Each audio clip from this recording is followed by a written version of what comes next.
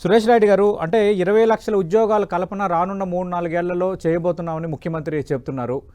ప్రధానంగా మీరు సదస్సులో ఉన్నారు సార్. అంటే ఏ ఏ రంగాల్లో ఇప్పుడు కొత్త పెట్టుబడులు ఆంధ్రప్రదేశ్ రాబోతున్నాయి? ముఖ్యమంత్రి చెబుతున్నట్టుగా ఈ 20 లక్షల ఉద్యోగాల కల్పన సాధ్యమేనా ఉపాధి? నేనైతే అనుకుంటే 20 లక్షలు దాటేస్తుందండి. ఇంకా ఎక్కువ, అంటే వచ్చే 4-5 సంవత్సరాల్లో. సార్. మనం గుర్తుపెట్టుకోవాల్సింది ఏంటంటే, ఇది అన్ని ఓవర్ నైట్ అయితే అయిపోవు కదా, రేపు పొద్దునకైతే అయిపోవు. అవును. బట్ వచ్చే ఇంకా 4 సంవత్సరాల్లో చూస్తే, మేము నిన్న డిస్కషన్ లో మేము అందరం చూస్తుంటే ఇది ఖచ్చితంగా 35 లక్షలు దాటే సూచనలు అయితే కనిపిస్తున్నాయండి ఈజీగా. ఉమ్. మొమెంటం ఉంది, దానికి డైనమిజం ఉంది. సో అదైతే అవుతుంది డెఫినెట్ గా కూడా. అండ్ నా ప్రకారం ఇది చాలా మటుకు these are all going to be high quality jobs అండి. ఇదేమి లో వేజ్ జాబ్స్ కాదు ఇవి. సార్.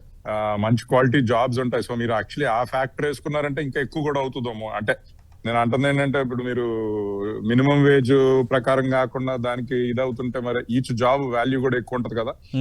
సో అది ఉంది.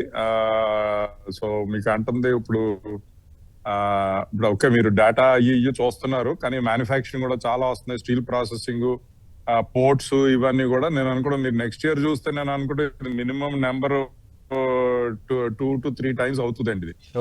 ఎందుకంటే ఆ డైనమిజం ఇప్పుడే బిల్డప్ అవుతుంది, మొమెంటం బిల్డప్ అవుతుంది. అందరూ ఇప్పుడు పడతారు. ఇప్పుడు ఫుడ్ ప్రాసెసింగ్ అది కూడా మేము కొంచెం గట్టిగా ఆలోచిస్తున్నాం. So next year food processing లోనే దగ్గర దగ్గర ఒక 50,000 నుంచి 1,00,000 ఎట్లా తెప్పించాలా అని, అండ్ జాబ్స్ కూడా ఎట్లా క్రియేట్ చేయించాలని. సో దానికి ఎందుకంటే మంచి ఆపర్చునిటీ ఉంది ఎక్స్పోర్ట్ పరంగా కానీ. అండ్ ఇండియాలో కూడా అన్ని సిటీస్ లో కూడా హై క్వాలిటీ ఫుడ్ కోసం డిమాండ్ బాగా పెరుగుతుంది. అవును సార్. సో ఆంధ్రాని నెంబర్ 1 చాయిస్ గా ఎలా ప్రొవైడ్ అంటే, బ్రాండ్ ఆంధ్ర నుంచి ఫుడ్ వచ్చిందంటే సేఫ్టీ కోసం, క్వాలిటీ కోసం అదొక స్టాంప్ కింద పడిపోవాలని. ఎలాగైతే మనం జపాన్ అనుకుంటే ఏదనుకుంటామో అలాగే ఇమేజ్ క్రియేట్ అయిపోవాలి, ఒక బ్రాండ్ క్రియేట్ అయిపోవాలి, ఆంధ్ర చెయ్యాలి.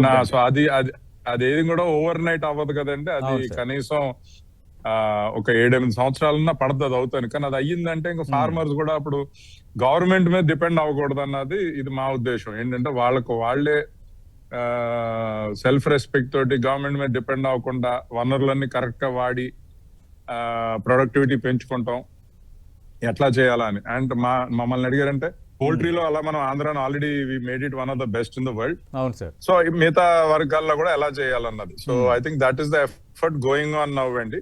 ఓకే.